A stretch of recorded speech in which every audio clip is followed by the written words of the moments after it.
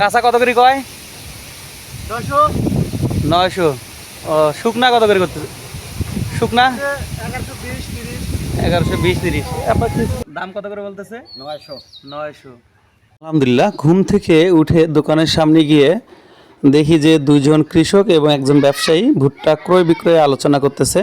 তো ওইখান থেকে যেটা জানতে পারলাম সেটা হচ্ছে আজকে ওনাদের ভুট্টা ক্রয় করেছে হচ্ছে 880 টাকা, এবং তারই সাথে আমার পাশেই আরও দুজন কৃষক ভুট্টা তুলেছে এবং বাসায় এনেছে একজন।